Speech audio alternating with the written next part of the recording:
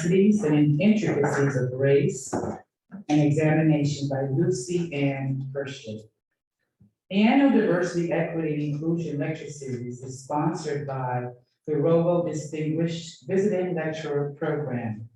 I'm pleased to share that this is our third year of their sponsor, and we're extremely grateful and thankful for their sponsorship. Please note that our 2022-23 theme for the year is Celebrating Literary Voices to Create an Inclusive Culture. The University of Hartford's annual Diversity, Equity, and Inclusion Lecture Series provides a forum through which students, faculty, and staff can deepen their knowledge, increase their awareness, and inform both individual and institutional actions that promote diversity, equity, inclusion, and social justice on campus and in our communities. Tonight, we're going to be focusing on Zora Neale Hurston, who's considered one of the preeminent writers of the 20th century African-American literature. Many experts maintain that Zora Neale Hurston wrote about race a century ago and is still exceedingly relevant today. A fiction writer, ethnographer who lived from 1891 to 1960. She confronted the injustices of her time, was closely associated with the legendary Harlem Renaissance, and was said to influence such writers as Ralph Ellison, Toni Morrison, Alice Walker, and others. Tonight, I'm pleased to introduce to you Lucy Anne Hurston, the niece of Zora Neale Hurston, retired professor of sociology, and is an acclaimed sociologist, biographer, and ethnographer. She spent her life as an educator and compiled a detailed knowledge of her aunt's work and life, with a historian's observant eye. As the owner of the Hurston Research LLC for over 22 years, Lucy has played a critical role in exploring and disseminating Hurston's knowledge from her own research. Tonight, I want to welcome Lucy, who continues to act as a voice for social change and equity in her volunteer work with Habitat for Humanity, the Connecticut Food Share, and advocate for literacy through such events as the Big Red, sponsored by the National Endowment for the Arts. Lucy, it's our pleasure to have you here at UHart. Let's make her welcome.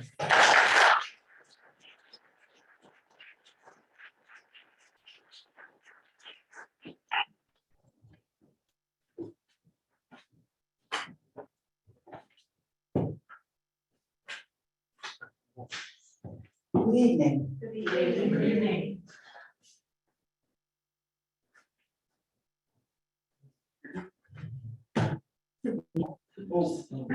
I actually can close it.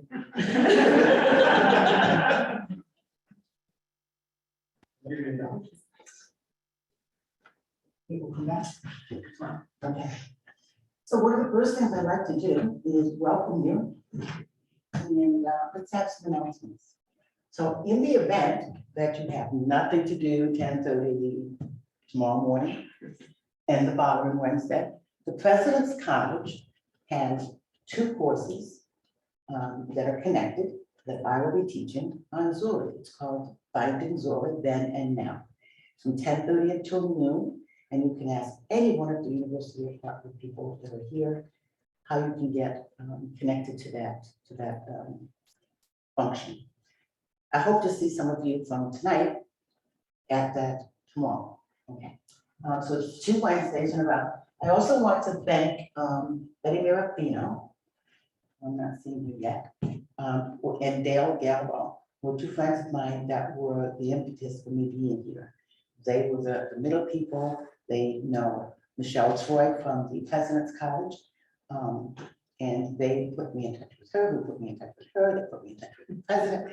And so now you have books and you have lectures and you have, so you never know, little connections go far. So I want to thank Betty and Dale right up front.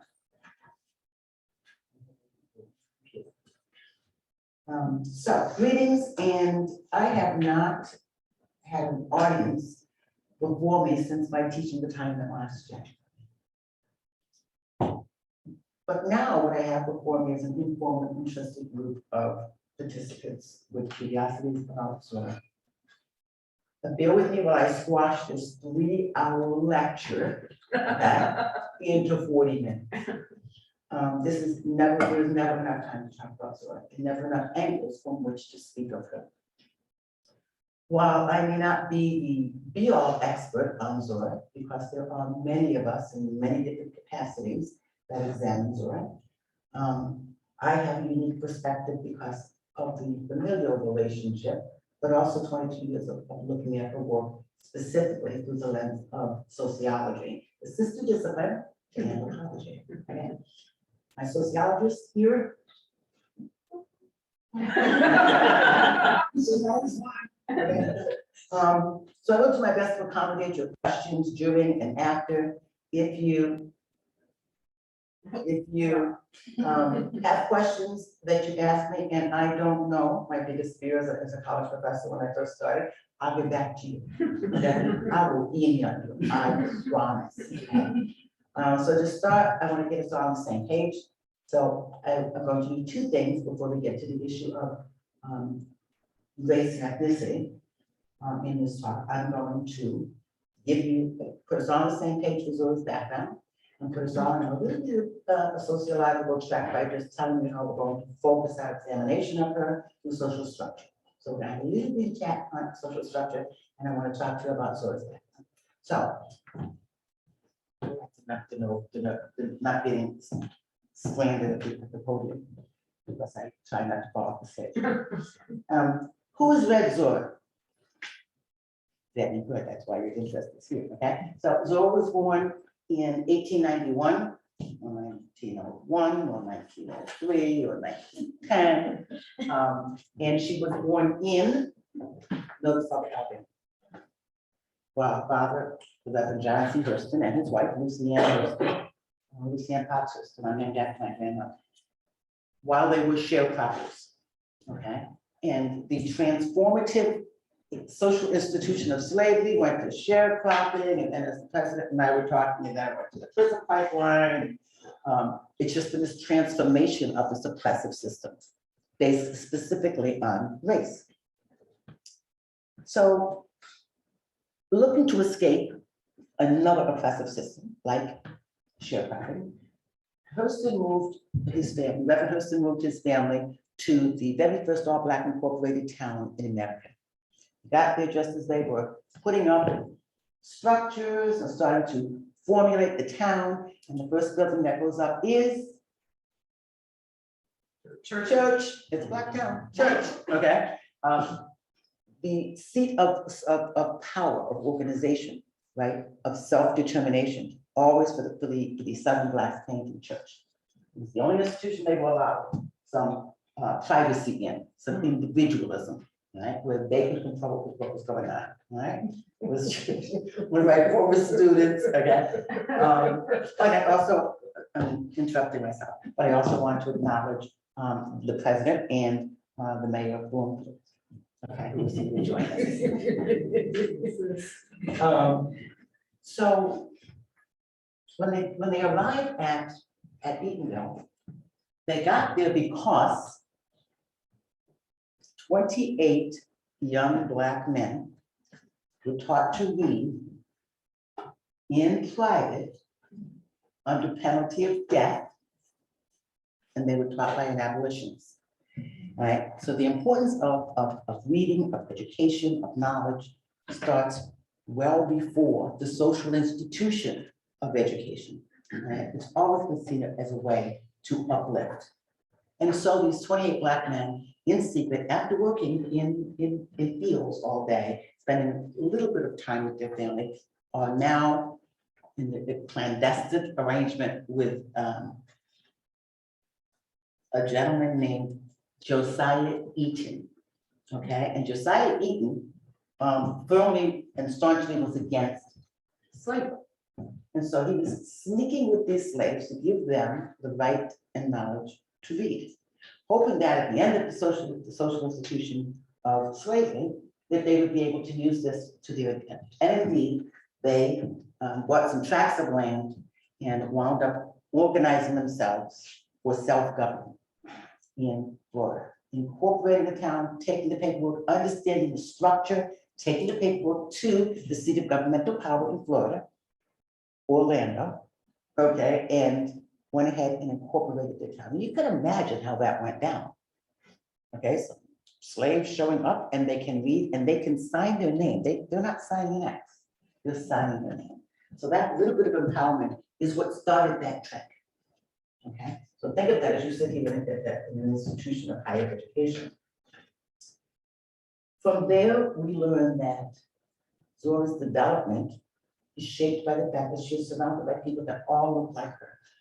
Right, and you notice when we talk comparatively about other authors of the same era who grew up on the black backside of white towns, that their framework of seeing themselves, seeing the world and their place in it is different because they're constantly confronted and battered by the existence of the comparison of everything that's wrong with them is that they're black, that they're not white, that they are Indian. So growing up with that in your psyche, right, may lead to some anger, right? But Zora was different. And the socialization process that she went through was to look around and see everybody equal, everybody just like her, okay? The good, the bad, and the ugly had nothing to do with race, okay? Were there bad people? Probably, but they were just bad people, okay? It had nothing to do with their identity. So early on, I think that socialization is important in shaping her view of the world, okay? She was one of 8 children, only 2 girls in the family, her and her sister Sarah, okay? Now, speaking to gender, Sarah was the older of the 2 girls, and she was Reverend Hurston's favorite, okay? And she was the perfect daughter of a Black Southern Baptist minister. Yes, sir. No, sir. Just whatever she was told. And then there was Zora. Are you talking to me? Zora. Okay. That Zora, the Reverend Hurston really wasn't fond of at all. Okay. And they constantly, I think, out of perhaps safety, for safety reasons, they were constantly battling. But Reverend Hurston, I think, was trying to save her from what the world would do to her when she left Edenville with that attitude. Okay, and they said, you know, they would take her down. Zora was a character. She loved the performance. She loved the attention. Okay, if you've read Color Struck, anybody, the play? Okay, she would show up, okay, and she would squeal Color Struck to announce her arrival and interrupt whatever else was going on so that she was, in fact, the center of attention. And she likes that. Okay, she likes it. So we have a person that's formed an identity not restricted by race. The gender expectations were low, were performing as expected. Okay, so the idea of like going to get married and have children and settle down, that's not, that was Sarah. Okay, but that was not Zora, right? And Zora did more for her than she did for anybody else. And for her, it was about education and research and field work. And so she took herself out into the world. Out into the world is where we transition now to the discussion on how we're going to observe that world as sociologists or as sociologists in training for a minute, okay? So social factors that shaped who she was is about the intersection of where she was born and when in time, okay? Because you would have a totally different Zora if she was born someplace else, right? Somewhere else on the globe or somewhere else in time, okay? But right outside of slavery, my grandfather was a slave. My father would say to me, one generation between you and slavery, young lady. Yeah, that was the disciplinary thing. Yeah, it was the front end of the hard. But I think coming from Florida, the child of slaves, the institution of slavery just transformed into sharecropping around them. These are oppressive forces, okay, that hold a person down.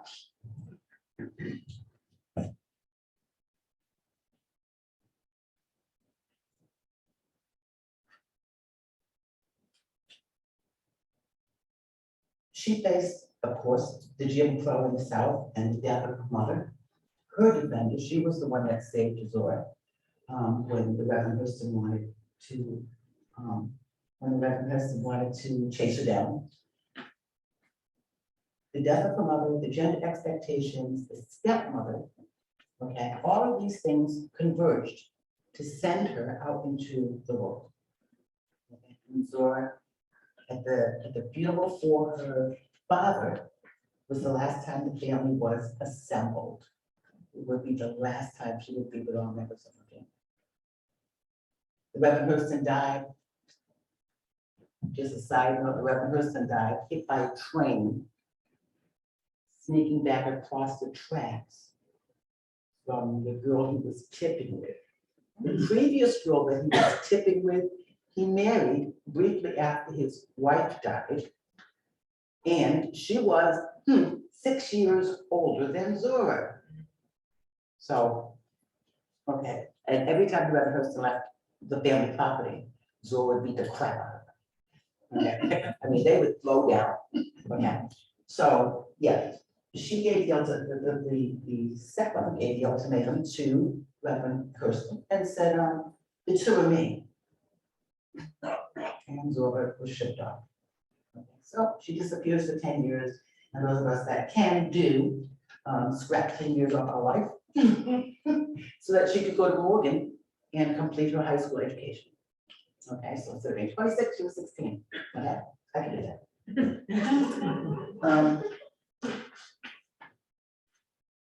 I want to, before we move over to sociology, I want to give you a taste of some other books, right? This is a collection of stories and poems from an organization called Zora's Den. Okay. Can you imagine, now I'm going to talk about being in the presence of Zora, because you're going to get to hear Zora's voice today for the very first time. Okay, nice surprise. Can you imagine sitting in an actual den with Zora? The dim lighting in the room, scandalously playing with the freckles on her face. Yes, freckles. The cigarette in one hand and a drink in the other. Yes, she might and surely would monopolize the conversation. Her long brown legs crossed, heels swinging. She knows and likes everyone's eyes on her, hanging on her every word, poem, joke, or tale. And even when she tosses her head back and laughs heartily at her own jokes, she never loses control of the carelessly perched hat on the right front portion of her head. Zora was a handsome, confident woman. Some would say confident, arrogant in her confidence about her womanhood and her blackness. Others would say she was boastful, but rightly so.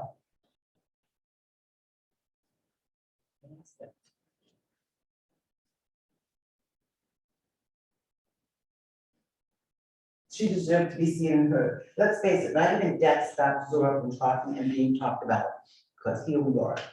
The work of Zora Neale Hurston, writing from hidden and cloistered spots, has continued to reveal itself. So much of her work has been found and published since her demise. Zora continues to inspire others, like the authors in Fire Inside, who all write about Zora, who turn her work like a valuable gem to see a new and different angle and explore more of the ideas and premises laid bare by the Queen of the Harlem Renaissance. Only I can be here now, and these times would be her time. This time, this race time that we're in would be Zora's time. I have not the confidence of my Aunt Zora when it comes to writing. My talents lie in the teaching of sociology. But what an awesome time to be a sociologist. Sociology, the study of social life and behavior, the sister discipline to anthropology, which Zora studied. As the niece of Zora Neale Hurston, I like to think after becoming intimately educated about her over the course of my lifetime, I have a superpower, the ability to project Zora beyond her future to our current cultural climate at this very time. And engage in deep intellectual conversations with her. We would, of course, start things off with, as we did earlier, a drink. I suggest Scott, 14-year-old single mom, she agrees. I wonder how ideas would arise. I like to think the unique relationship I hold to her, being named after her mother-in-law, would give me carte blanche to ask her anything I wanted. To sit, listen, and learn at the feet of the master would be fascinating. Surely at least she would say, my people, at least once. She would shake her head from side to side, swallow the rest of her drink, and hold her glass up for a refill. We would delve right away into the issues of double jeopardy, which she lived through, and I presently endure. Being Black and female in America is rough. It is difficult. It was then and it is now. So we're proud of our efforts and our progress as Black women. She has big broad shoulders for us to stand on going forward. After all, we are responsible for paying homage to our ancestors whose previous footsteps pointed us ever on. It is now time for us to lay down tracks for those youngins we see as we peer over our shoulders. I think this, along with this wonderful postcard, is going to the president. All right.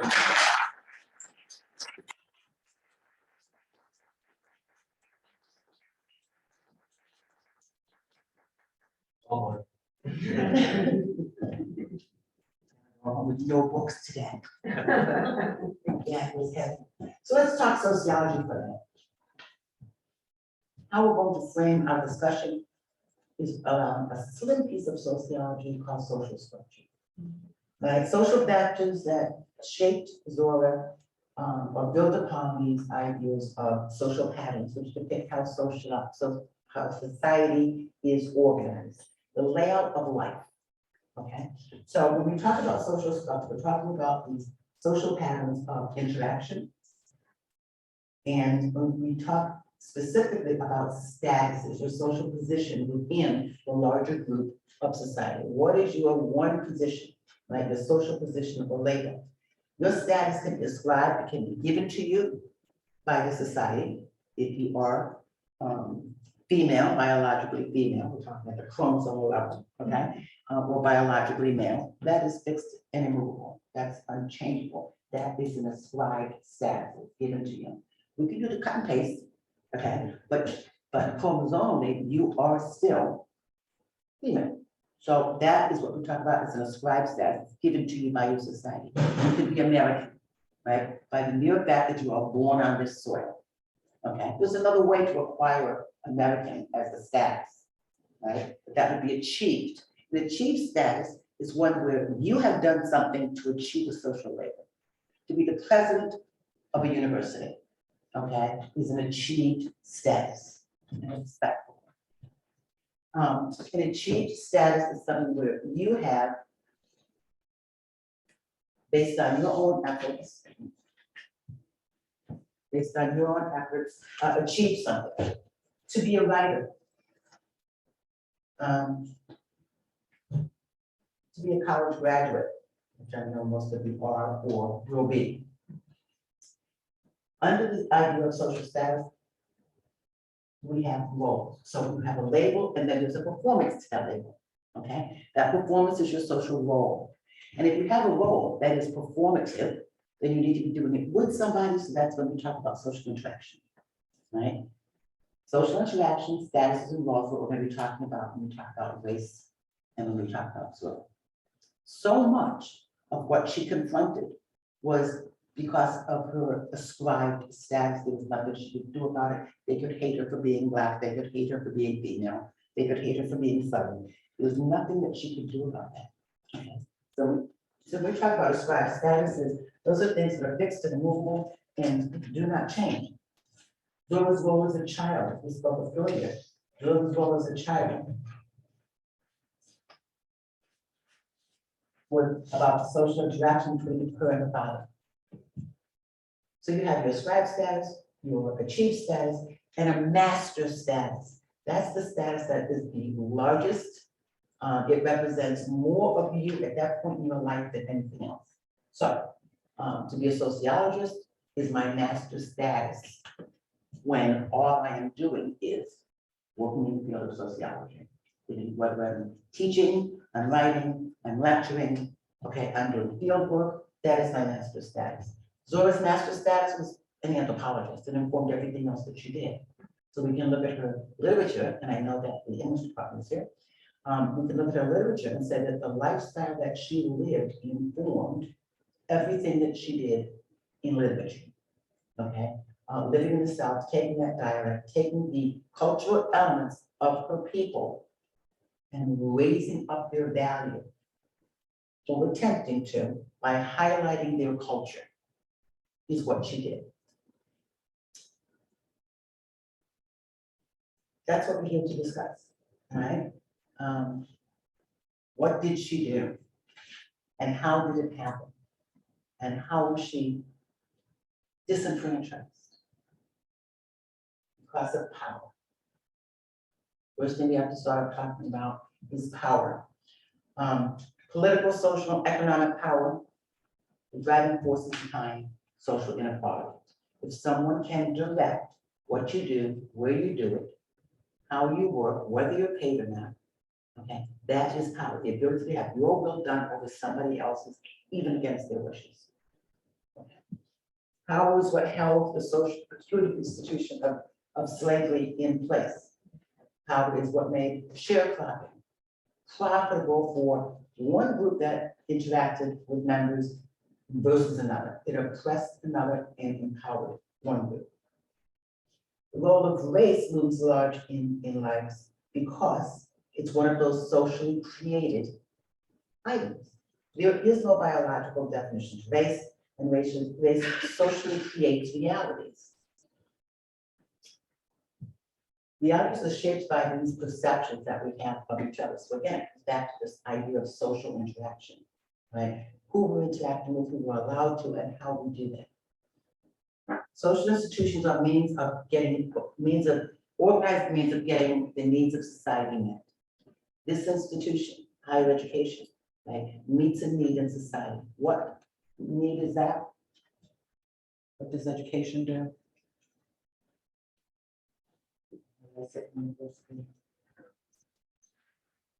Teaches us to think critically. Thank you. It prepares you, right? It gives you the skills that you need to go forward, right? So a social institution, one of my former students, social institutions are organized means of getting the needs of society met. Yet these same institutions are responsible for the continued abuse and exploitation of members. Members who were deemed inferior or subordinate. It could have been the ethnocentrism, the idea that your lifestyle, that your culture or ethnic bias is superior to others around you in American society. Ethnocentrism is a large American model problem, especially as it relates to race.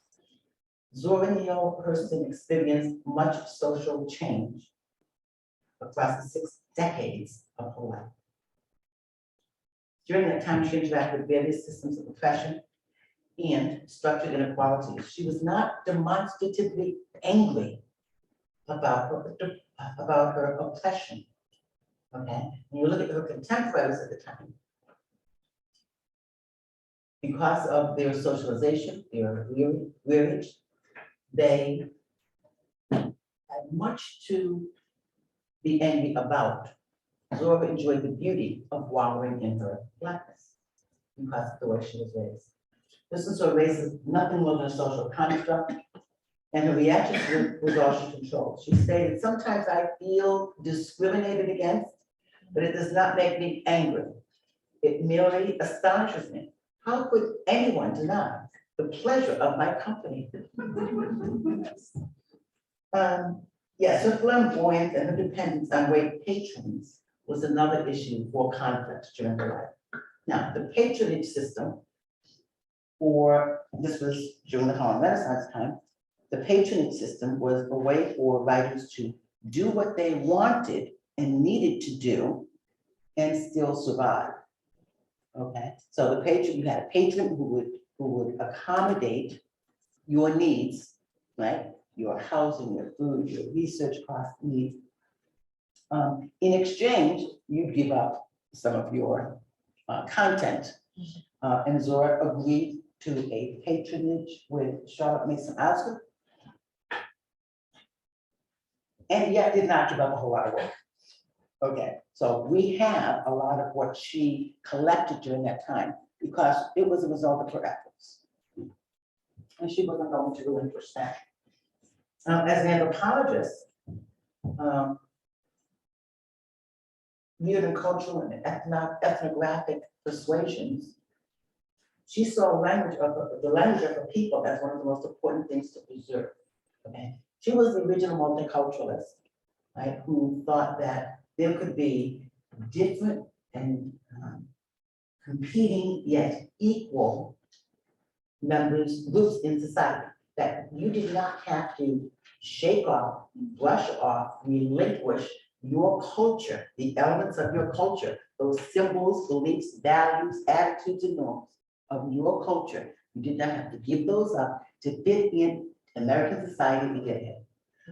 So when she writes in dialect, she does it out of respect for what she sees as one of the most important cultural elements of a group, language. The most important cultural concept, the ability to get a concept from my mind into your head can only happen when we have shared language and communication. And so she, as a trained anthropologist, said, language has to stand. The language of the people have to stand. And a lot of her work wasn't published during her lifetime because of that. She was born in the American South and lived during the transformative era that encompassed now all the oppressive systems, all at the same time. Slavery, sharecropping, Jim Crow, Black codes, segregation, the Great Depression, World War II, and then post-World War II, and the Civil Rights Movement. She lived through some of the most tumultuous times in American history and managed to record the experiences of her people for us to use several years later. Now, by the time Brown versus Board of Education, Kansas was decided in 1954, our country had been embroiled in 100 years, a century of segregation. So Zora grew up in a system that was meant to oppress her that she would not allow to oppress her. She did things against type for her gender, for her age, for her race, right? She did as she pleased. I believe that her early socialization in an all-Black town shaped and fortified her response in reaction to race issues. Even prepared her for racial harmony because it showed her the beauty of her people. It was not a comparative environment like the Black backside of a white town. And upon leaving this town, upon leaving Eatonville, founded by Josiah Eaton, for Black people to have as their own incorporated town, Hurston was exposed for the first time to the reality of racism.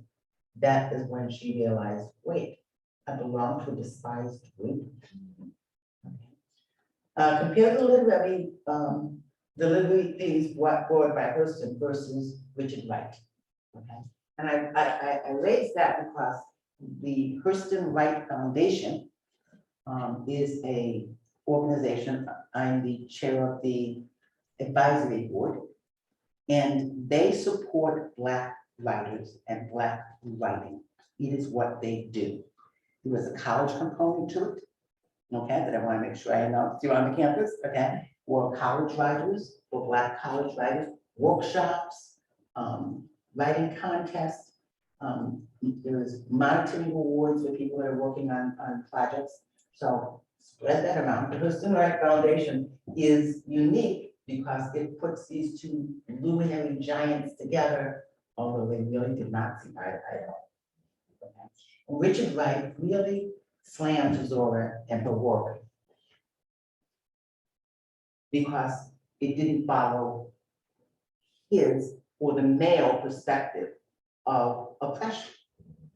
They were not down for what she was doing with gender, with language. They called her work minstrel work. Okay, why are you writing in dialect? And that's shaming us. They didn't understand what she was doing. And so he said that she wasn't doing any race work.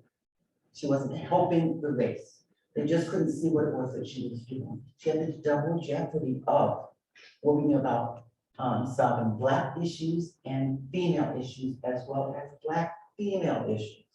Okay, so she was doing, you know, like they say, Ginger Rogers backwards and heels. Okay, she was doing 3 times the work. Okay, that her contemporaries at the time were trying to do. Zora from the nurturing all Black community, where everyone looked like her, and shortcomings were not attributed to your race. Okay, they were yours to own an individualistic way, but it was not something that was dumped on the entire race. And yet, due to the nurturing environment in which she grew up in, seeing the true beauty and relevance of her all Black community as a benefit was what she did to increase awareness and help us reflect on the idea of ascribed versus achieved status. And she did this based on vulnerability. Racism is created and replicated by belief systems, values, and norms. So you are propped up by various social institutions, embedded in economic systems, there is a chance that racism is going to benefit some groups over others. Inequality is embedded in social systems, making it difficult to change. You don't see the inequality as readily in social institutions. Negative ideas are what give us prejudicial attitudes, and those attitudes lead to behavior. So attitudes precede behavior. How you think about something drives how you react to it. So when we talk about racism, we're talking about ideas. When we talk about prejudice, there are ideas. When we're talking about discrimination, that's behavior. And again, to engage in discrimination, you have to have the power to control something, right? That is what the students about the term reverse discrimination, okay? Because that implies that discrimination is what whites do to Blacks, okay? That boiled down version of social reality ignores so many others. It makes this Black and white dichotomy, okay? And it doesn't address everybody else. It's like you're not even important enough to get into the fight, okay? So these culture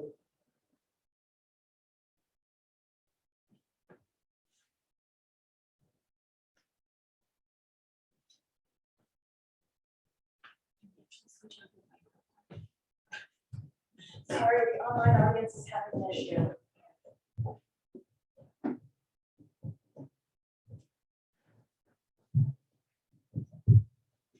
don't look. Good looking.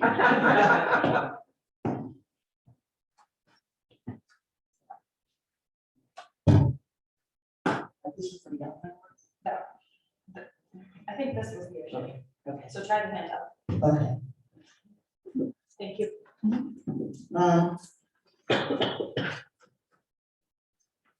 As a sociologist, I look to culture and social structure as necessary tools to examine oppression. Social structure addresses the predictable ways a society operates to meet the needs of society. Hurston accepted the task of collecting and preserving Black folk culture and customs for future generations. Had she not, we are finding more of Zora's work posthumously and publishing it posthumously than occurred during her entire lifetime. more co-workers come out center, and more is coming, okay? And we're finding new and unique ways to reach different segments of society, and specifically people younger in the life cycle. So we now have an arrangement to take her folk tales and make children's books out of them. Okay.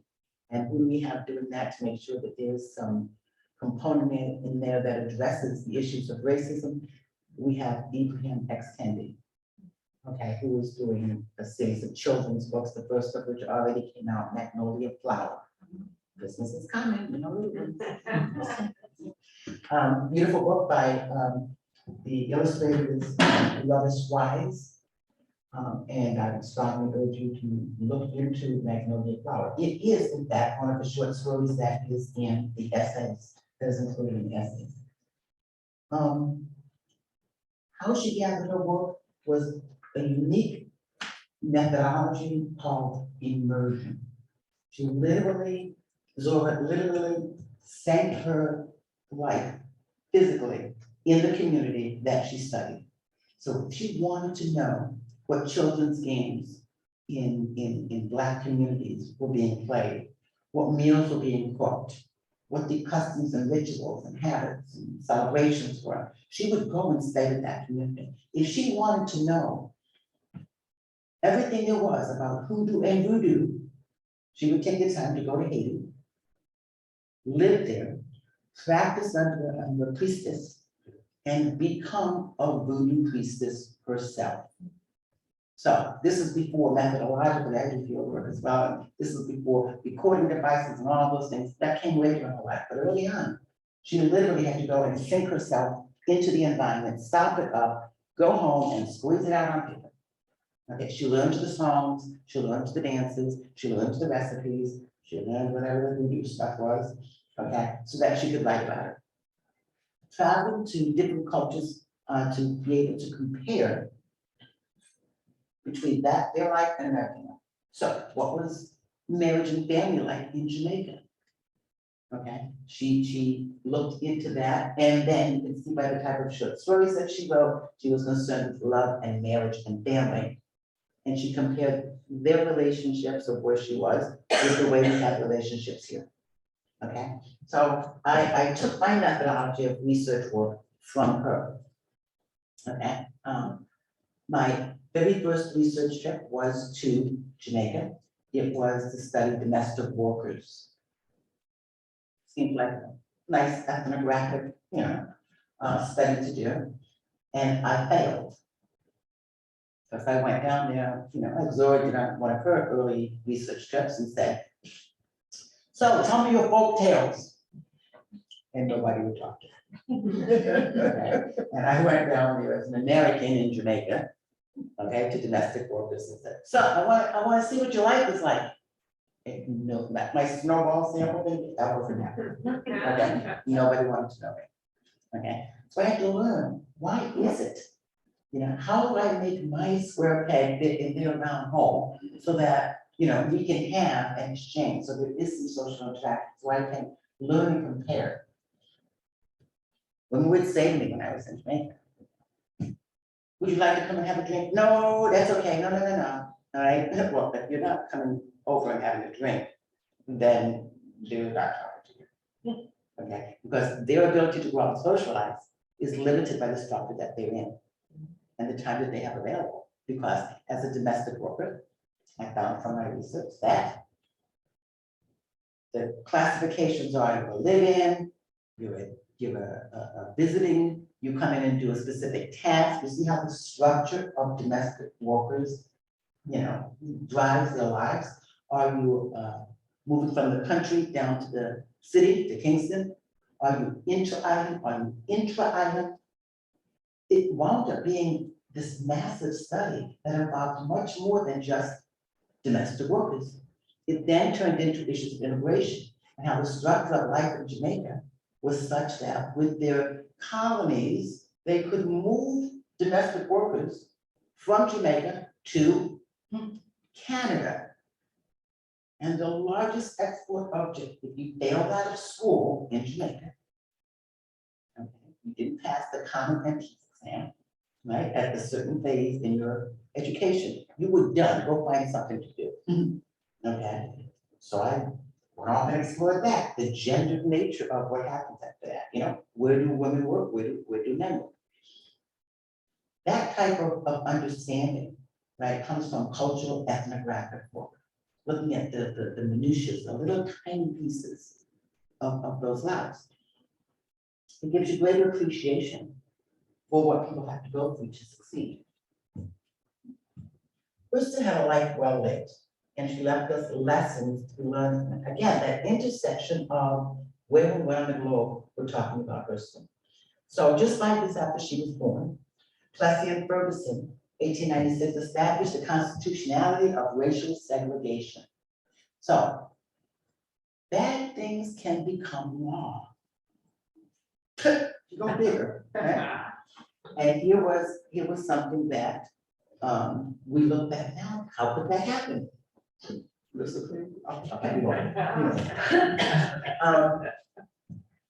Plessy versus Ferguson established the constitutionality of racial segregation. That ruling stood for half a century until Brown versus Board of Education in Kansas.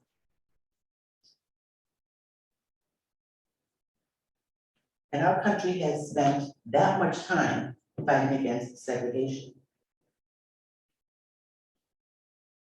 And we moved on further still. So Plessy versus Ferguson, Brown versus Board of Education, and right here in Connecticut, Sheff versus O'Neill. Okay, again, and I think we talked about this earlier. One step forward, 3 steps back. We're repeating the same. We're correcting the same things. We're executing the same plans because we keep being taught the same thing. So segregation still exists. Is it intentional? Sometimes not. But what are the structures that allow for that measure of inequality? Okay. Think of COVID. People's access to the vaccine. Think about how social structure plays a role in your ability to be vaccinated. Think about, you have to have a clinic, you have to get there. You have to drive there. It's not on the bus line. Those structural things in the society create the obstacles. They may not be intentional, okay, but they happen. So using sociology, we can look at issues of social structure and find the inequalities. If they're having it on the 3rd floor and there's no elevator and we've got people that are physically challenged, we've got laws that say that shouldn't happen, but does it? Yes. Okay, and so people don't have access, they don't have equal access. That's a problem that occurs with racial relations.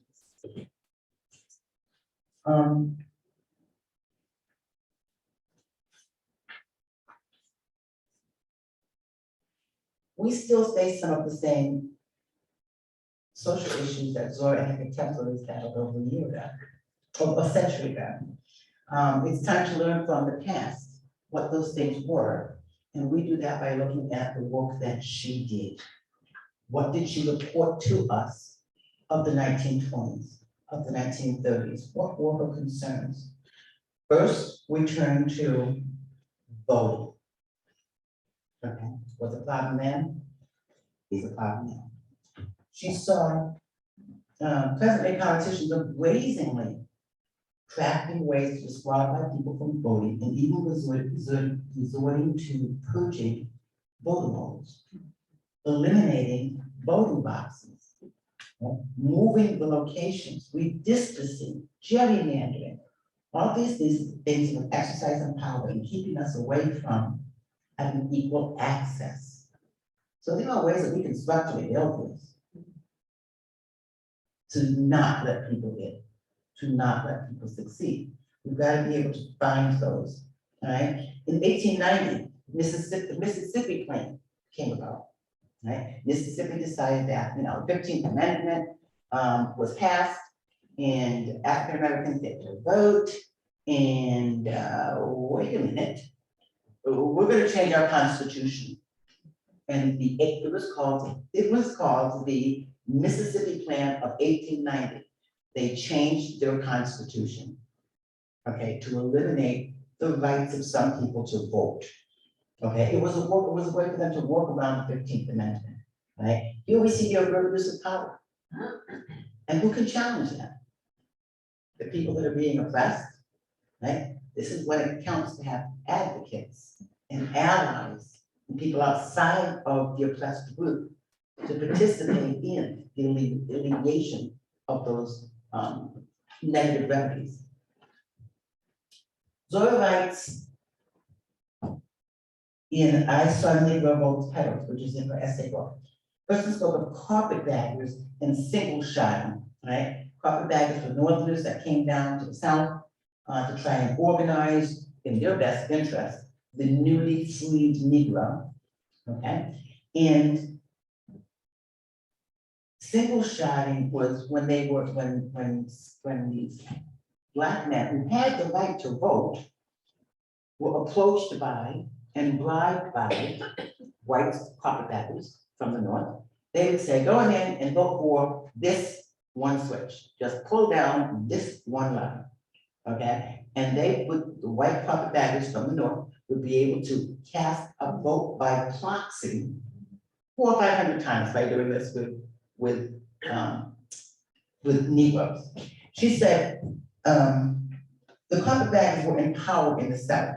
Not being citizens in southern states, they could not vote. The newly freed Black people were citizens and had the vote.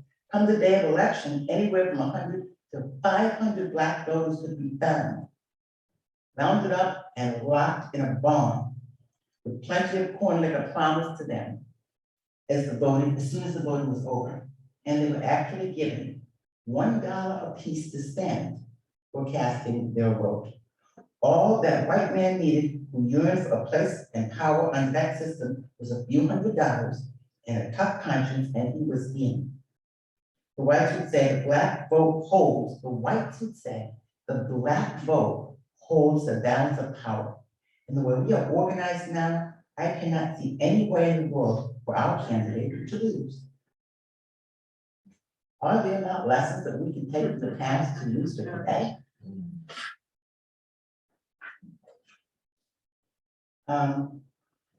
This playbook is still in operation today. You've got gerrymandering and you've got, ballot tampering and other intentional obstacles, right? We've got to decide as a society when there is enough inequality, insubordination, arrogance around race, so that we move to action. But we've got to know what had happened to compare to what is happening.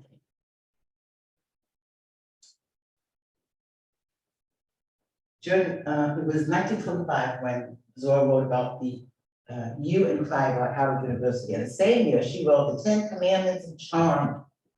And that's what the president and I was talking about. He doesn't know we were, but we were talking about this earlier. Okay, so I would like to share a little of that with you. This is every single essay that Zora Neale Hurston wrote. This is the collection you need. This is your entrance into thinking about Zora in her head.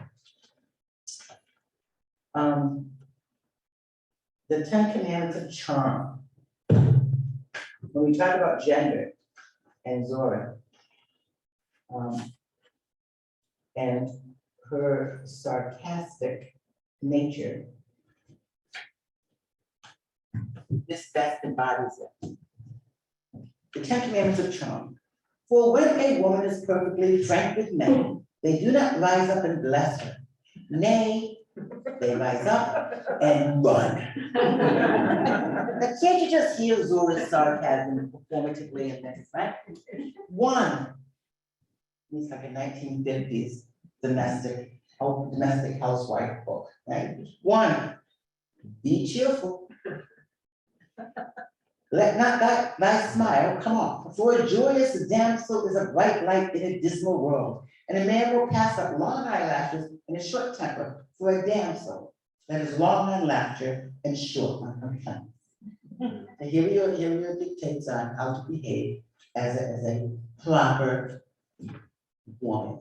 2, show not thine hand to any man, neither tell him the truth. For a little mystery is better than much wit. And unto a man, every woman is a brand new puzzle, wherein he loses interest when he has found the answer. 3, forget not the first law of conversation, which is, thou shalt not talk about thyself. Nor the last law, which is, help every man to express himself brilliantly. Thus shalt thou be accounted a fascinating conversationalist, though thou utterest not a single word. Yeah, this was Zora Hurston's daughter. I charge thee, avoid the telephone as thou avoidest the plague. I love that she writes it like and put a biblical overtone to that, okay? For a woman that pursueth the man with telephone calls affecteth him like unto 5 meals a day. She causes him sentimental indigestion. She is a lobster after the dessert. Where is this? 5, beware the temptation of the inkwell. For a woman, the inkwell, Zora. For a woman that deludeth a man with letters and perfumes notes shall be called pest. And she that singeth the song of her soul, 14 pages, shall be named Anathema. Verily it requires 6 men, all very much in love, to write as many letters as one damsel who is only a little in love. Thou shalt not ask questions, this number 6. For curiosity concerning a man's comings and his goings and his stayings away is a hobble on the feet of love. And when suspicion entereth at the door, love flieth out through the transom.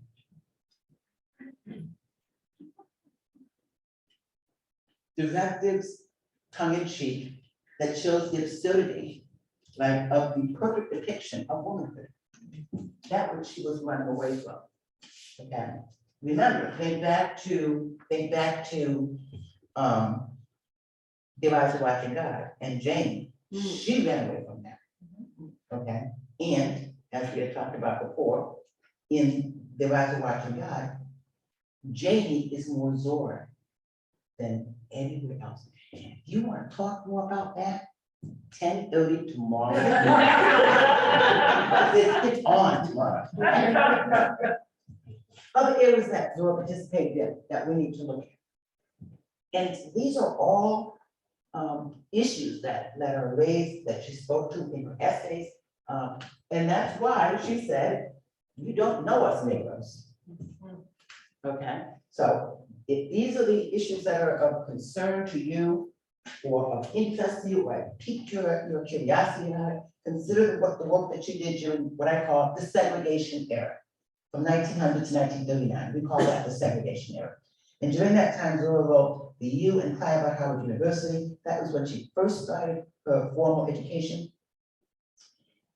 She wrote the 10 Commandments, and she wrote another essay called Noses. I'm tomorrow. Another of her well-known works, You'll Speak Colored Me. Okay. And I think we were talking about how You'll Speak Colored Me, Sweat, Mutsy, the Gilded Sixpence. Those are some of the most famous short stories that she's got, and they still depict the contrary nature of the 10 Commandments. So you've got to find the Zora in all of these places and then be able to put them together. Okay. So after she moves forward in time now, we hit the Depression era. Okay. And she writes about characteristics of Negro expression, right? When it becomes difficult, when there are competing entries for jobs or food, okay? We find ways as a society, right, as members of a society, to move others out of the way so we can move forward. That some of that is by race, some of that is by gender.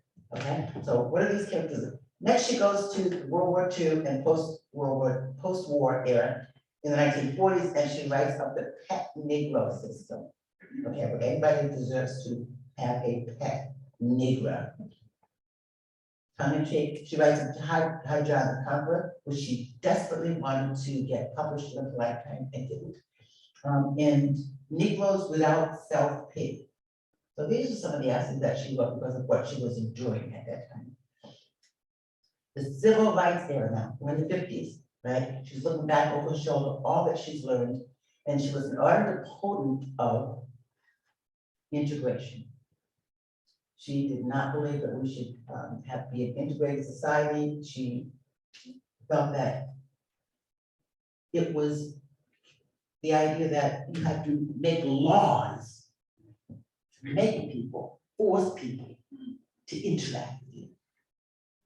That's not gonna have a good outcome. Okay, and we know that now, but she had the foresight to say, this is destructive to the structure of the isolated Black community.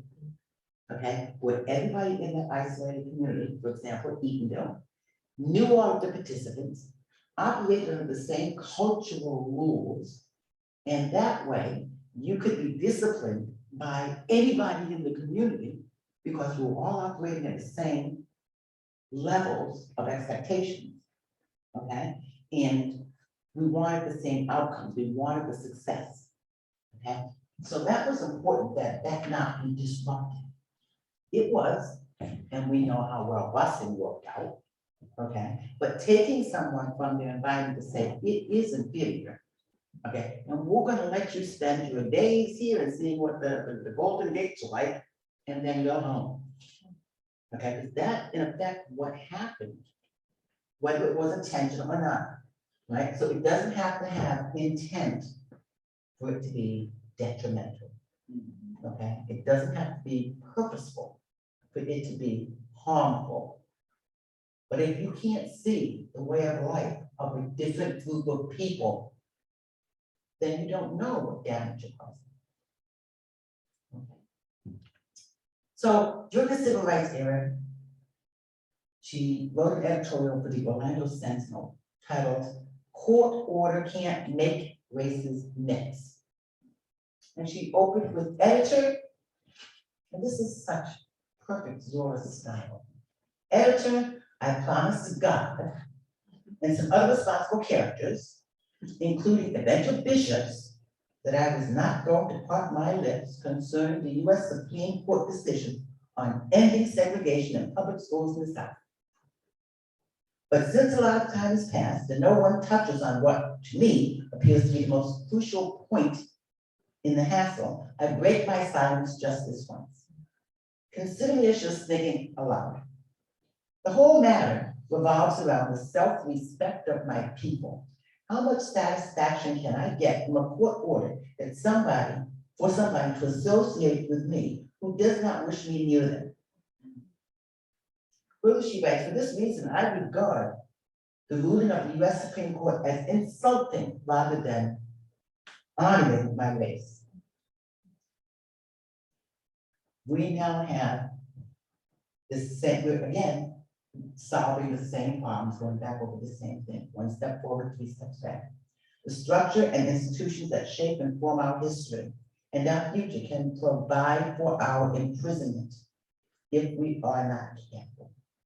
We've got to be careful not to replicate the erroneous, unintentional errors of the past. Race-based obstacles must not be allowed to stand, to morph, or to exist. All right, so we are each responsible for their existence if they roll into our court. As Zora would say, social science fields, be they anthropology or sociology, she would speak for anthropology, this is the discipline to sociology, as a cultural anthropologist, as a cultural sociologist, I'm akin to her ethnographic anthropological background. We must, both disciplines give us theory, a reasonable assumption about the way the world operates, and methodologies, right? How to go about the process using the scientific method as Du Bois instructed, right? To look at the world, right? Move through these specific methodological steps to resolve issues and make the world a better place. Racial incidents, both positive and negative, direct segments of society that are out of our control because they are weaved with invisibility into the operation of our daily life. Hidden behind a veil, as was attributed to Zora's view of the complexities of race, Hurston's job was to capture the details of lived experiences, tie them to a social science perspective, and most importantly, leave them for your contemplation.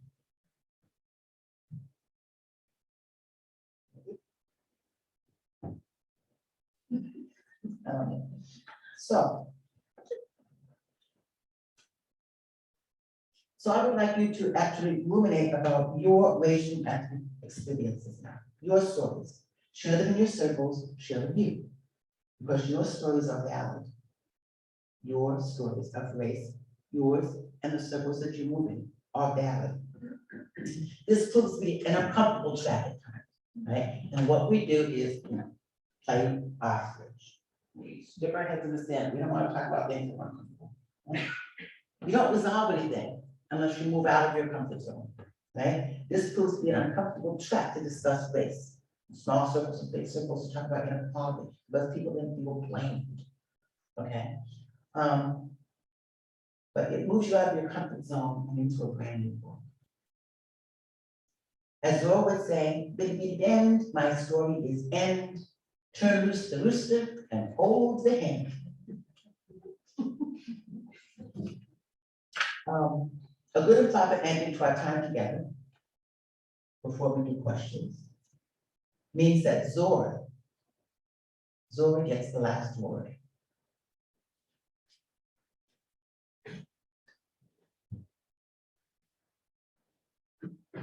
Enjoy listening to Zora speak to you, and then I will entertain the question.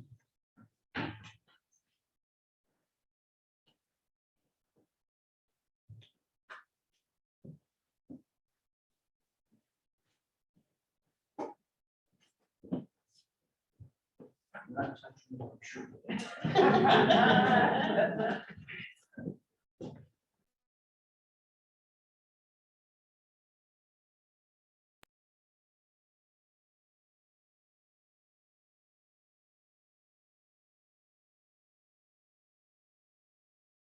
Is Zora Neale Hurston, Hurston, and her book right now is Dust Tracks on a Road, which is the story of her own life. But there was a time when she'd just written some short stories for Story magazine and some of the others, and then suddenly, out of the blue, come back 5 letters from New York publishers saying, we would like to publish a book by you. But one of these publishers, tell how he wrote. Well, you see, Mr. Lippincott, he wrote a nice, soft letter. And he said, well, it's hot up here in New York, in Philadelphia, and we're waiting to see how your manuscript comes out. He kept on writing me every week. Sort of gentle, like you said. Yes. And I was afraid of the rest of them because I'd never gotten into published offices before, you see. And I had sold a short story, but I'd never gotten face-to-face with a publisher. So I was sort of afraid of him, but he wrote so soft, and gentle-like. I said, well, I believe he's maybe even human, and wouldn't hurt nobody. So I answered his letter. And I didn't have the book written when he first wrote to me, but I told him I was starting it, but I didn't. But after I got his letter, I went right on to start it. I had thought it out, but I never tried to write it. So then I started to write Jonas Goldbein, my first book.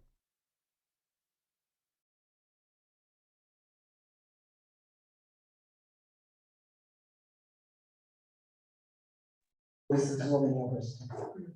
That recording is on a CD in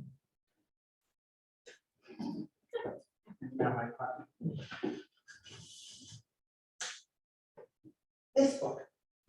Speak so you can speak again.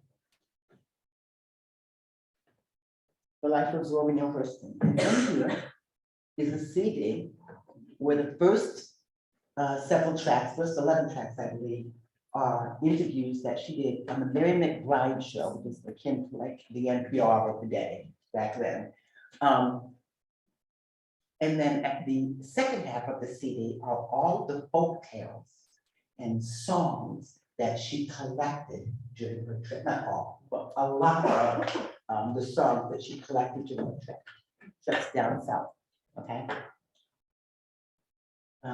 There are joint songs and, oh my God, it's wonderful. It's a trip back in time. This book that I wrote is a multimedia, what I call a multimedia interactive book about Zora and her life. You will have in here inserts that are replicas of documents that I found in my father's attic.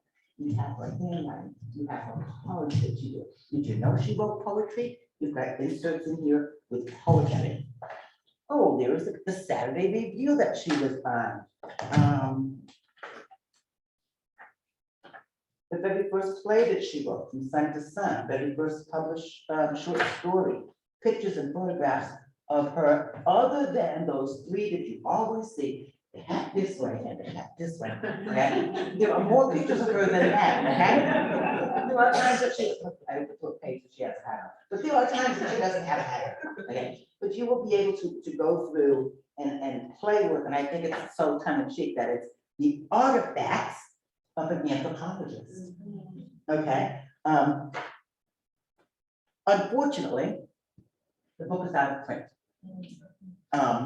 We ran through this really quick, but it's in your library. I just donated.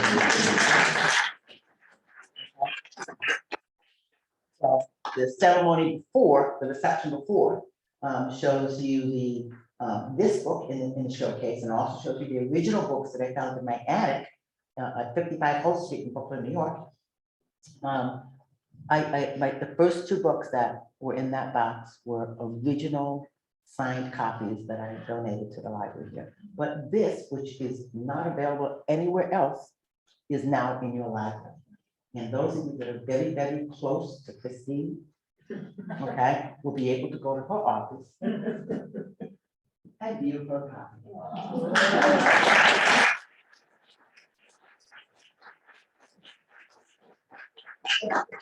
So, I know, she said, but I still didn't have that. Thank you. You are welcome. I love gifting. So let's listen to Zora again.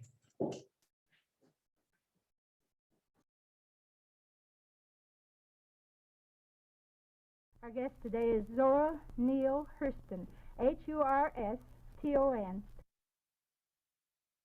Oh, you had a little trouble though, didn't you there? Didn't your landlady sort of put you out, or didn't she like the typewriter, or what? No, I didn't even have a typewriter then. I wanted to, but I didn't have one. You see, I got $20 from Story Magazine. Whit Burnett and Martha Foley sent me $20 for this short story, The Gilded Sixpence. And so on the strength of that, I decided to sit down and write a novel. And so I hired this house, and I bought me some furniture. I bought a card table and a lamp. There was no electricity in there, and one or two little things like that. There was a bed already in there and a stove. So I promised the people $1.50 a week rent. The house had 2 rooms, so I paid 1 week, and then I just didn't seem to have the money, and I went on writing the book as fast as I could. And by the time it took me about 7 or 8 weeks to write the book. And all my money was gone by that time. And they began to nudge me pretty hard about the rent. And I kept telling them I was going to pay it and whatnot. And then that day, on November the 3rd, I had sent my book off. I had some good luck on that, too, because I went down to Judge Wilkerson there, the municipal judge, and asked him. And he said that he'd have to ask his secretary, Mildred Knight, to type the book for me and on credit. And so she took it, and I told her, I warned her, I said, you know, this book might not never sell, and you might not never get your money. So she said, well, let me read it overnight. So she took it and read the manuscript, and then she said, I think it'll sell. She said, if this publisher doesn't take it, somebody will, and I'm going to type it for you. Well, then I didn't have any paper. So Judge Wilkerson bought some paper for her to type it, and the carpet and all, and then she typed it for me on tick, and then I didn't have any money to mail it. So I went to Mrs. Leonardi, was a brilliant woman lawyer there, and who liked me a lot, and I knew she did. And I asked her, I'd been to the American Express office, and they waited, and they told me it cost $1.83 to send it. So then I wondered where I would get $1.83. So I went to Ms. Leonardi and told her, asked her for $2. And she said, well, Zora, she said, I haven't got $2 today, but I think your book ought to be mailed. I'm treasurer for the Daughter Elks, and I'll just lift $2 out the treasure and let you have it. So she did, and I went and mailed it. That was on November the 3rd. And on November the 16th, the day I was put out the house, I got an acceptance by wire from That's Lippincott. my birthday. Really? Well, didn't she say November 16th? That's right. November 16th. You were put out of your house on my birthday. How terrible. But also remember, I got an acceptance from Lippincott on that day. That's How right. nice. And so, and that morning they put me out, and that afternoon I got the acceptance, and Mr. Bert Lippincott, Colonel Bert, he's colonel to me because he's a prince, and so he said, he telegraphed me that they liked Jonas Goldwein, and they accepted it, and they offered me $200 advance royalty, and would I accept it? So I dashed to the telegraph office and sent them a wire, terms accepted. I'm singing on my silver singing trumpet. And so from then on, I've had a publisher ever since then. Mm. You go home and say, you heard Zora talk to me today, okay? Torment all the people who didn't show up. Oh, you missed Zora. Okay, so now I guess I'm so sorry for running late. We've got questions? We will open it up to questions from the Is audience. that true? Questions? Questions? This is a simple one. Are there any recordings of Zora reading your own work? No, No. I'll read it to you. You gave a suggestion up at the reception that some of the people having a hard time with the vernacular. Well, when I speak at places, like high schools, where they're teaching you as what you got, and the complaint always is, the obstacle always is the dialect. I just can't get over a kid. And what I suggest is, and take this little tidbit with you, right? Go to your library and get Ruby D reading Their Eyes Are Watching God, and let her tune your ear. Just listen to the first 3 chapters, that whole book. The first 3 chapters that Ruby D learned, tune your ear so that you learn how to read all those words, commas, and all. It'll make sense after that. The importance of the dialect is that it is something unique to a specific group. Questions? When you said go to the library and ask for Ruby June. It's the Eyes Are Watching God, the audiobook. Oh, Okay, so the audiobook is read by Ruby D. well, thank you. And if you want to hear, I mean, I like to think that I can portray Zora. I've done theatrical presentations, I've directed Mulebone. I've done with Professor Bill Foster from Margaret Valley. We've done meetings of Zora's work together. All right, that's always a lot of fun. But there is much more to Zora than you think. We have a question back here. So, Yes, good evening. Given Zora's personality, That's my son. how would you say she would respond to social justice today, or to just current issues today? Like, she'd be in jail.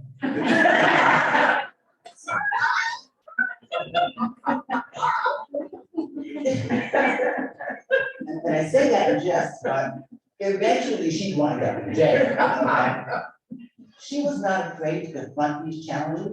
Okay, this is a woman that, when told from Columbia that she could come to University, that she could go to Florida and collect vote counts, jumped in her car, got a bottle, got a gun, and pointed her car south Okay, now who saw down the way? But you remember when scouts go in a little wagon over the town and over the bridge, and the little guys come and jump up from under the bridge to attack her, and the wagon almost falls off into the water, and she hit him with Zora would have shot them right in the eyes. Okay, she was in dangerous places. Okay, she would go and interview workers at turpentine plants, workers that lived in villages that were responsible for laying down railroad ties. Okay, as a woman, by herself, in the South, okay, and she was not afraid. That was either bravery or. But today, I think she would be one of those leaders that we so desperately need. Okay, that would say, no, not anymore. Okay, and we need that. Okay, we need that.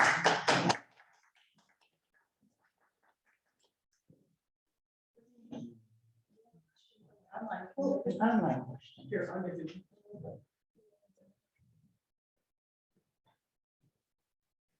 Okay, so the question is, what is your biggest takeaway from your research? That is a really good and very personal question. No, and I'm glad. The biggest takeaway from my research is that I have to be more like Zora. I have to care less about what people think of me and my actions and my quests, and address the task at hand. Okay, so those things that I think are important for me, for community, I plow through and I get that done. Food, clothing, and shelter. Human rights. So we started a community kitchen in our town. We've done over 100,000 meals. Our mayor is here. Okay, Jennifer can speak to all the efforts that take place in Bloomfield. Okay, I work with Habitat for Humanity. I took 55 students to New Orleans 6 months after Katrina and the levee failure, which were two distinctly different events. Okay, I took them down there for 10 days to work for Habitat for Humanity. And over the course of 5 trips, we built 8 houses. Okay, so my job is to be an activist, to be an educator, to be an inspiration, right? For you to put your hands on a problem, especially like with Katrina, okay? And the levee failure in particular, which was in the lower ninth ward, where all the poor Black service working people live, okay? Where that was not being addressed by our government, locally, federally, at the state level, we went down and put our hands on the problem. And it was a 3-week course. So we did our readings before, went down, we did our readings, got our assignments, okay? There were 5 different groups that they had, cultural groups that they could join, right? And they were responsible for capturing information around food, around culture, around voodoo, everything that New Orleans says. Okay, and about doing the interviews, I had it hooked up with the Army Corps of Engineers. We got a tour of the levees while they were working on them and building them. These students were so massively inspired to come home and do something. Okay, because they put their hands on a problem and saw the results of it. We are powerful. We can do things. Okay, and we had talked about the importance of their presence, physical presence at certain things. I took 3 busloads of students from Manchester Community College, 4 busloads of students, okay? 4 busloads of students from Manchester Community College to the inauguration of the first African American president in this country. Okay, students 10 years later still say, what an impact that was. Where were you when? That's going to be their rally call. Okay, because we moved them to action. Okay, so we've got to be responsible for, the bottom-up approach, if you will, of getting things done. And it ties directly back to that question of, my most important and valuable thing that I take away is that I've done good work.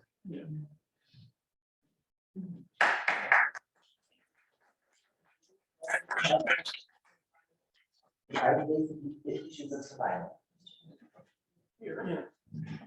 I wanted to say that, one of the reasons why we chose Lucy, because I was at the time president of student government at Manchester Community College, and we was looking for someone that was bold enough, had a lot of confidence, was not afraid.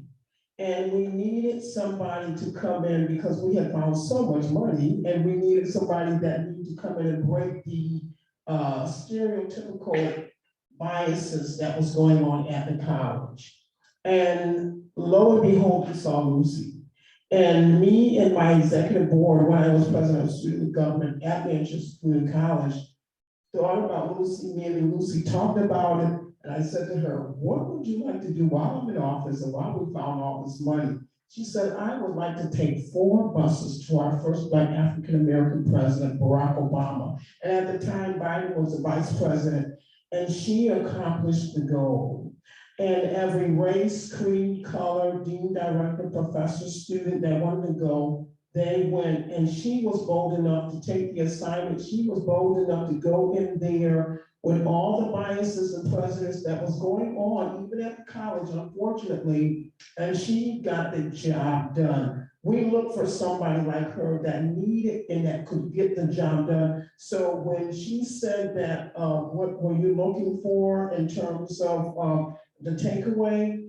This is a Zora Neale Hurston. She is our new next level generation Zora Neale Hurston. She's walking in that. And I thank God for people that we need today to be that Zora Neale Hurston. To be even not, and I'm a teacher, well, I've been a high school teacher for over 20, 30 years. But and I'm also a preacher, but we need that Zora Neale Hurston. We need that Abraham. We need that Moses. We need that, people that can go forward with courage, with confidence, that first, Black African-American president, that first female vice president. We need these people today, and the young generation now are not taking that, what we took, the parents took back in the day. This generation now is a radical generation saying, we're making a difference. So I commend this generation, whoever decided to invite you, Lucy Hurston here. I commend you, keep up the good work and continue to take a stand and help us to continue to be bold and make a difference for the generations to come. God bless you, thank you. If you want to find Zora, I know where she'll be at 10:30. You have a question over here. I have a quick question for you. Most of our college graduates now are born in 1999, 2000, 2001. Our connection to history is very different, and from a young age, we have seen the inauguration of our first Black president. And now you see from a lot of Black students and students of color, this idea of having Blackness be a part of you, but also wanting to escape that and have a greater sense of individualism of self outside of race and also integrated with race, like the idea of us not being a monolith, for example, as Black people. And so I wanted to ask you your thoughts about that and your identity being somebody in service. Do you see it as, I'm doing this as a Black woman and it is my mission because of what we have been through? Or do you also see it as, I'm Lucy, this is who I am, these are the things that I want to achieve?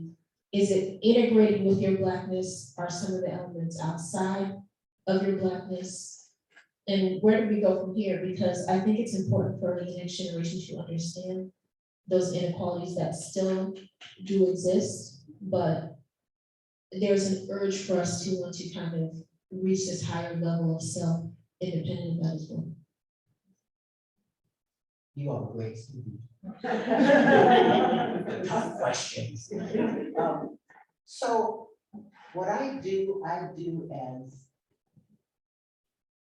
a person who's been on the receiving end of getting those services.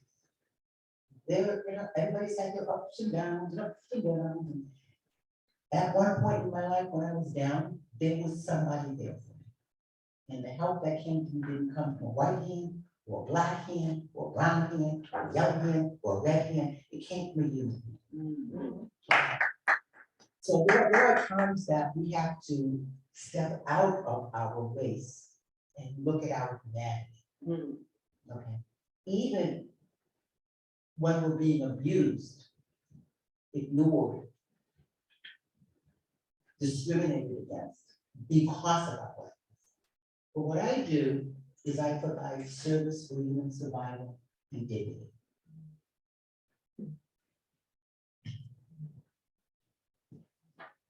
Before we close, oh, we have another question. Go ahead. I just want to introduce, at the beginning of the talk, I said Dale Galbo and Betty. Dale is the good friend that was the linkage to me being here. She spoke to Michelle Troy.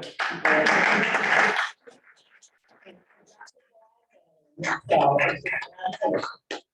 just even the way that we met, okay, it shows you that the intersection of place and time, okay? And if you really enjoyed my necklace, it was a gift from her. Another question. One more follow-on question. It says, as a fellow sociologist, I'm wondering how you would compare the sociology of Zora Neale Hurston and Du Boisian sociology.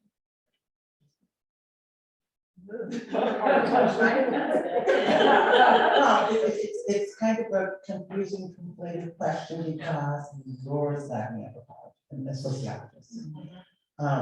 Du Bois centered on that field trip, right, to collect that Black culture before it disappeared. And Zora's appeal was that these self-segregated communities that were built in the South would be destroyed by integration. And so before they were done with their isolation, the self-imposed isolation of existence, that should be documented because we need to know our history, okay? And we need to not recreate the same errors. So how do I answer that?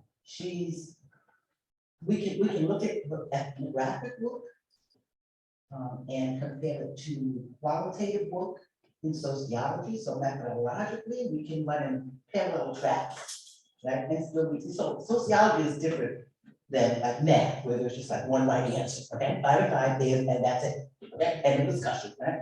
Sociology, you can have one problem and 15 different answers, okay? And they're all valid, okay?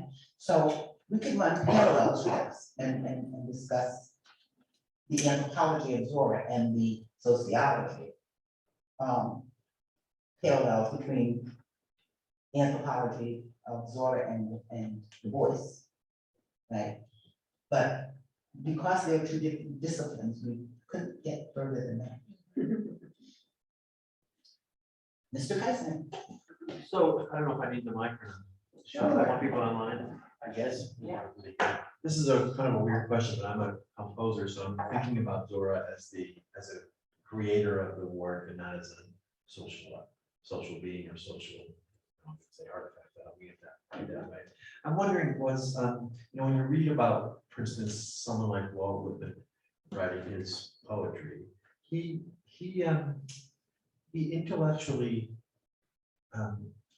created that stance and that posture and that persona to write that. It wasn't Walt speaking like you'd see him at the bar hanging out. You know, he calculated, I think, how to be. And I don't know about William Faulkner, but I don't know whether or not, I have a feeling it was the same kind of I don't know, kidnapping of a certain kind of voice or culture. But I think the feeling with Zora that she might have been kind of an innocent genius. In other words, listening to her talk, I just thought, this is Zora when she writes, just talking to us as Zora. Or do you think it was a purposeful, intellectual, political pursuit that she knew that she was creating? Or was it just the chance that after time, those works became that because of who she authentically was? Does that make sense?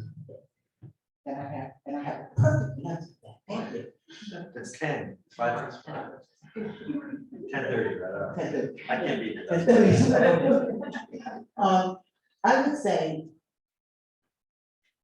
referring to that question with a sociological answer, my response would be, we all have different presentations of self. So that dramaturgical approach that we talk about in sociology, who you are on stage to who you are off stage, okay? Who you are as the president versus daddy or husband or community leader, right? You don't use the same voice. You don't, so I think that for each of these, whether it's the composition of poetry, where you have to go to a place and then be something to purge it out of you, right? I think that happens in everybody, in all people that create and craft. I write differently than I speak. Okay, so I think that it's the idea of being able to do it almost with spontaneity, right? Or with introspection and reflection and time and the ability to edit, and you do, right? So it changes it changes what the end result is because you're coming at it from two different angles. Yeah. Okay. We'll go here. Okay. Thank you very much. Thank you.